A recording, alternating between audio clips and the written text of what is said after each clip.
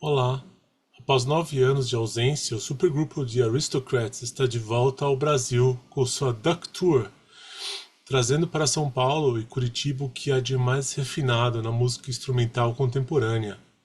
O Power Trio, formado pelo britânico Guthrie Govan na guitarra, o norte-americano Bryan Beller no baixo e o alemão Marco Minnemann na bateria, representa uma das formações mais respeitadas do cenário prog fusion mundial.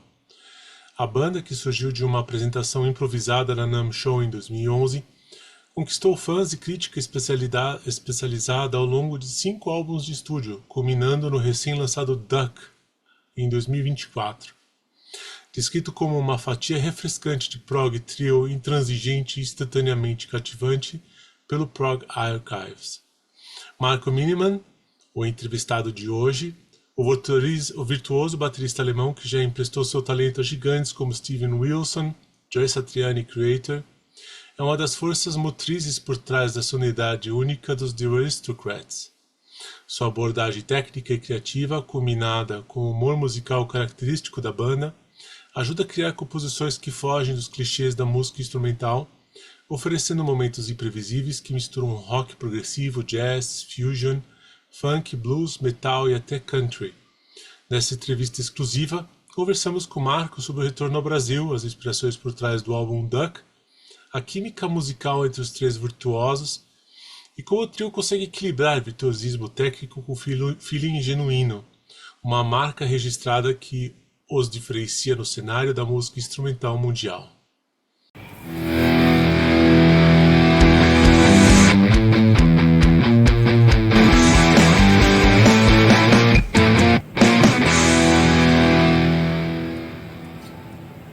So, the Wonderful. Aristocrats are coming to Brazil. This is amazing news. Yes.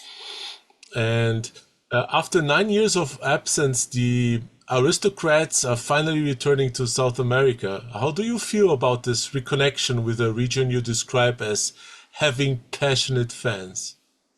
That is actually very true. It is. Well, we've been there in many constellations with different bands. I've been many times, and all over South America and actually Latin America. But with the Aristocrats, yeah, that has been a while. And that was, for obvious reasons, because already the pandemic hit then, or not already, all of a sudden, that hit, like 2019 or 2020.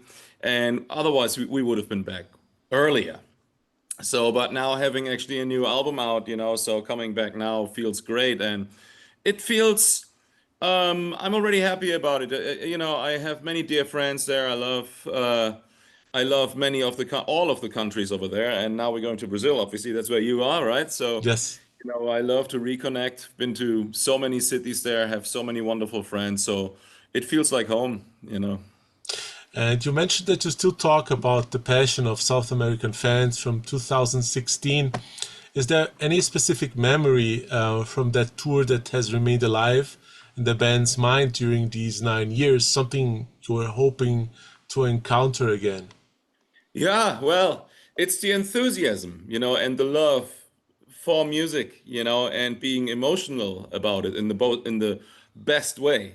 So I remember very much like, fans waiting in front of the hotel, or also like, after that at the venue, even before that, and being like, really, really into it. So I'm very much looking forward to it. And also what I really kind of remember is going to very nice restaurants, having like, fantastic times there. So it's always about a good time, it seems, when we're there with our band. And never so much about, the work of it. Work becomes a joyful, encounter, or, it's amazing. So yeah, yeah, and I can't wait. Looking very much forward. And the band states you've grown in so many years since 2016. How does this evolution reflect in the life experience? I like What that can, answer. Hmm? yeah, Yeah. Grown. Actually, I'm very tall now. I'm 4 meters tall. No, I was kidding. Since 2016. Keep growing. No, I was kidding. No. Hopefully in that direction, not in this direction. You never know. But with all those fine steakhouses, in Brazil and everywhere else, just I this size. can't. Well, I'm a drummer, I keep myself in shape, but no. No, yeah, I think, we did, grow a lot. And the way we did grow was, I guess, we really kind of became a little wiser with productions, a little more. See, we always like to go different directions. We kind of made an orchestra album. We put like the new album out, Duck. We even had the album before out, which is you know what, that album, and then Freeze Live. So every time you do an album with your band, at least it's in our case, you kind of look forward to going into a different direction. And you listen back and you think like, that album was pretty good maybe, but let's try something different. And I guess, experience is the best teacher, as we always say. So how did we grow? I guess, by experience. Yeah, and not by eating Hopefully, barbecue. Yeah, exactly. No, it's not too late yet. We can. Yeah.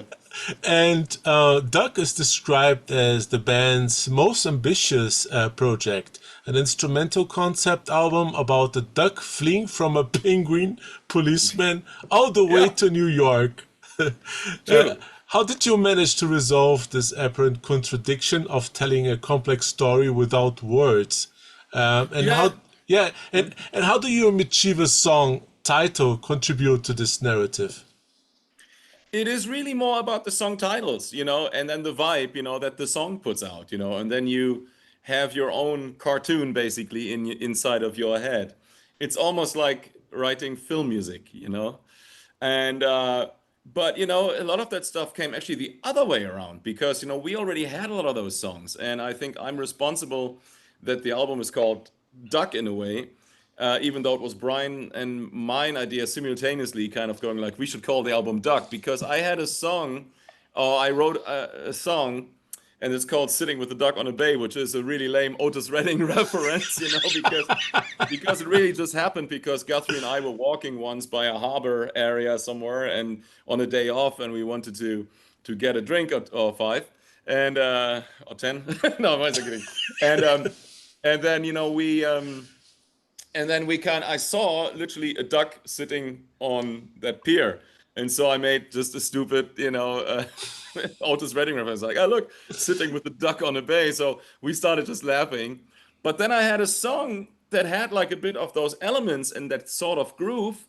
And I didn't have a title for that song yet. So I called it, that was the working title. But everybody loved it so much. And so I decided to name that song that way.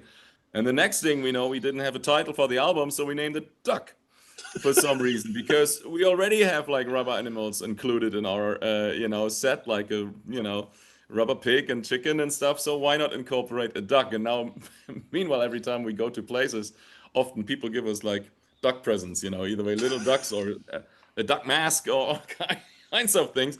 And this is then how the story sort of unfolded, and that is more Brian's idea than because he thought me and my sister, because his sister is a writer, we should write stories about ducks. And Guthrie and I were like, go ahead, by all means, But that's how that kind of even spun further into like a whole story and chapter, or many of those, and that's cool. I It's thought really cool. different. Yeah. I never expected like an album from like an instrumental band called Duck with a concept Yeah. about the ducks. Yeah, It's I know. interesting. This is pretty interesting. Experienced musician. We write albums about a duck. Yeah, and you've always insisted on recording in person and rejecting remote methods in favor of an actual live band chemistry. Yeah. But you're kind of alone now in studio doing some recordings. Yeah. Honestly, it's not really. I mean, the thing is, like, we do have a good live chemistry, and so we do record actually the albums live in the studio. But I tell you what, we started, especially when we figured out that we also do the same thing pretty much when we record separately from our homes. Meanwhile, we even, during the orchestra album, I guess we already did like some remote stuff. And then now, actually, with the Duck album, two of the songs were completely recorded remotely. And it completely worked. You can't tell which ones they really were unless we would point it out.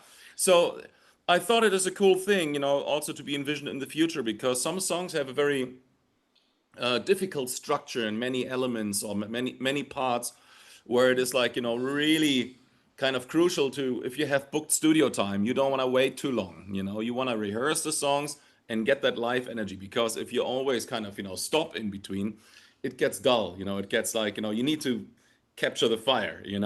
So, and we did, but with that album, and two songs were basically left out, and we still wanted to kind of finish them, and we decided to do them remotely. It was a song, and then there were just us, one of my songs, and then one of Guthrie's song, which is called Slideshow, or Sideshow, exactly. Yeah. Yeah. Awesome. And you've always oh yeah, maintaining the tradition of three compositions per member. How did you approach your contribution to Duck? Your titles have always been creative. Hmm. Yeah.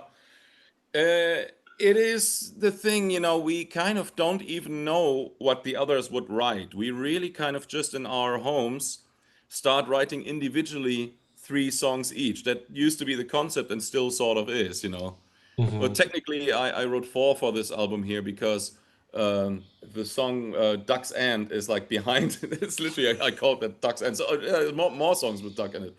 Um, After, and then there were just us. So, but those are kind of tailored together. So technically, it's like a medley or whatever you say, or a Hmm. sequence or sequel, I guess. So that combination sort of made it into one song. But how did we pick it? It's like really just we decide which could be a strong song, and we leave obviously space for the others inside of the songs, so they can stretch out or do their Hmm. thing. So that's how we really approach it. But to be very honest, there is not really a plan. We never kind of, go and say like, oh, you know what, we should do an album that should sound like this.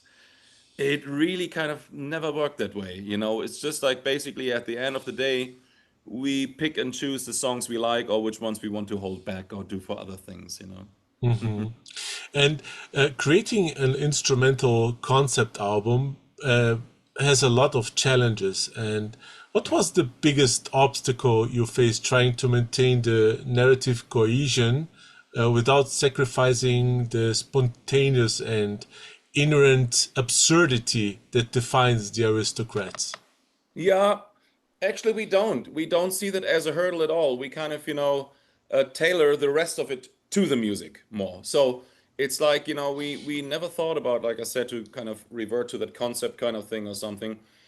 Never ever. We kind of, decide the song comes first and the vibe of the song comes first. And once the recording is done and we're happy with it, then we kind of, start to tailoring a story to it or see if it fits into the Oh, concept. okay. So it's more like, having, the shape ready and you basically, and then you put clothes on, basically, and then you kind of, so that's really how that goes. We never kind of do it the other way around to kind of write for something. It's like just we write for the sakes of the music. And if it comes together nicely, then wonderful. Cool. And one thing I mostly have in mind when I listen to a band that is so technical like the Aristocrats. Do you sometimes feel like there's too much technical in your music when you listen too much to like mainstream music, for example, Yeah. and you have like someone singing, and then Aristocrats comes and there's like a lot of like I'm doing a lot of things here with Yeah. music. Yeah. How does that work for you three? Oh, If yeah. this if music is such you have to express this so this like this feeling to have so much music in you, and sometimes the simpler is what Yeah. is needed from a musician at some point. Very, and the thing is like that's why we have songs, we have a palette basically, and as an instrumental trio, well, yeah, who are we in the first place? The thing is like we attract a lot of our audience, we attract, I mean, is are musicians, and they would Yeah, like to yeah. see some fireworks at certain Hmm. times, but you also gotta sometimes hold back and play like just a beautiful song, and I guess we really do that. For example, the song "Sitting with the Duck on a Bay" is actually not a shredder song. It's more Exactly. like a groove-oriented song. And you kind of, really, because I'm a writer for mainly with vocals, right? When you listen to my solo stuff that I write, those are kind of vocal albums I do mainly. And Hmm. I do have instrumentals as well, but I'm a huge fan of, see my influence as well, like Queen, The Police, Led Zeppelin, bands like that. That's where I'm coming from. But also Frank Zappa, and then also a lot of jazz, like Miles Davis or whatnot, or Prince, Kate Bush. Those are kind of things that are in my repertoire, and a lot of metal as well. I play a lot of metal, but I bring that to the music then as well with the Aristocrats, and then we kind of try to see if it works in an instrumental environment. You have to kind of, the guitar player mostly then becomes the lead vocalist, Hmm. and those are the melody lines that really kind of work. And yeah, so we kind of try to find the balance, but from my end, for example, that song Pressure Relief, which is from the album Tres Caballeros, I guess. And that one is as far away from any shred or technical kind of ability as anything could be. It's just about the beauty and the vibe. But then And again, you put out other songs, where you go like, okay, and then there was just us, that song, for example, or what's the first song of the album, which is, see, I now don't know our own titles anymore. Hey, it's called "Hey, Where's My Drink Package?" yeah, That yeah, is yeah. full of it's full of technical abilities, and that goes the same for the others. I'm just naming right now my songs. I don't want to kind of talk for what the others have to say about it, but Hmm. from my perspective. And then live, you kind of bring it into a pace. You kind of, that's why we also incorporate the audience and we joke on stage, we tell the stories, how the songs happened, and people love that because if you just bombard people non-stop with a lot of notes, it's getting boring, So dynamics are important, a little bit of a pace, sometimes a break in between and a little bit of talking, and then introducing the next song and stuff. So I guess, we found a recipe that worked for us. You see that, you learn it by doing when you tour, mostly. Yeah. Yeah, and I'm a bass player myself. I play Ah, five cool. chord bass, and I always get Nice. very, very scared when I Yeah. think about Aristocrats music because it's everywhere on a especially with bass and drums. It's Yeah. everywhere. So Hmm. I get scared most of the times when I think about how this gets like glued together. Yeah. Yeah. Oh, yeah. It gets scary at some point. Yeah. When you play for such a long time together, you basically can hear the others think on stage, almost, because you just know automatically where they go, and where everybody sits, and so also when the more you play these songs live, the more you hear like or certain parts that sneak in, and you go like, hang on, this is cool, we do it again, and you Mhm. start refining these songs during the tour. So that is kind of a thing. That doesn't necessarily mean that they're better than the album. They're different than, because they're tailored and in Mhm. response with the audience. So, but yeah, some stuff is heavy, some songs are hard, so we are like, yeah, seriously. I think, 1 out of 20 shows, the three of us go off stage and go like, hey, that was a good show. There was always somebody who had like maybe goes like, that could have been a bit better. I don't know. Is it like when you think about the Aristocrats when you guys play the songs faster? Yeah. Does it happen as well with the Aristocrats, even though you have to keep the rhythm on all the songs? I th I think, we don't really play the songs faster or anything because I guess, we know pretty much, where the tempo should be. But what I can say, what happens is when you play in small rooms or in dry rooms where you don't have a lot of reverb and you can hear everything very precise, yeah, then sometimes I go for it and go like, hey, let's play that one a little faster because you can concentrate on more notes and it's accurate, It's like boom, boom, you kind of go for it. And Hmm. sometimes when you have like a really reverby room that has more like the Zeppelin vibe or something, I would sometimes play a song a little slower so you can kind of have just the sound speak. So I guess, it's an adoption to that, pretty much. Yeah, so there is no risk, I guess, to go either way. It's just like playing with the room, I think. Yeah. Awesome. And you've become, like we were talking about people that go to the Aristocrats shows, that you've become a significant influence for music students. And similar to the impact Passion and Warfare Hmm. had a previous generation. Yeah. How does it feel like knowing your compositions are being studied in music schools around the world? Does this Mm. influence how you approach new songs? Yeah. No, it doesn't influence that at all because speaking for myself right now, I always write only for the beauty of the music. I only want to kind of listen to something that sounds cool to me. I was never thinking about, oh, cool, I'm gonna do that because that's gonna be taught in music schools, you know. That is great, honestly, that's fantastic. And I'm very happy, you know, to have like some of the songs that are obviously very thought through, you know, absolutely.